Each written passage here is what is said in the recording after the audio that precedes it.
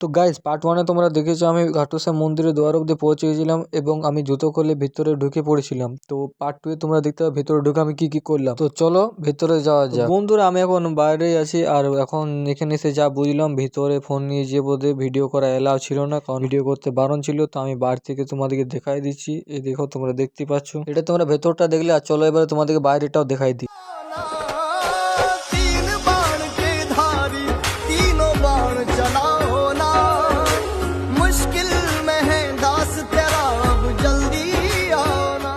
বন্ধুরা ঘুরতে গেছি আর ফটো না তুললে চলবে, তো তার জন্য কিছুগুলো ফটো তুলে নিলাম। আর ফটো তুলে ঘোরাঘুরি পর আমরা হাঁটতে শুরু করি ঘর আসার জন্য। সত্যি কথা বলতে বন্ধুরা আমাদের অনেক লেট হয়ে গেছিল বার হতে 9টা, আর এত রাতে কোনো বাস চলে না। তাও আমরা পাঞ্জাবি মোড়ে একটা বাস পেয়েছিলাম আসানসোল অব্দি। আসানসোলে নেমে পড়ে আমরা ধরি বোড়াকরের বাস, আর বোড়াকরে বাসে আমি শুয়ে গেছিলাম। উঠে দেখি বিজয় একটা দাদুর সাথে প্র্যাঙ্ক করছে, যেটা বলেছিলাম তোমাদেরকে পার্ট 2 দেখতে হবে। তো এটাই টাটা বন্ধুরা।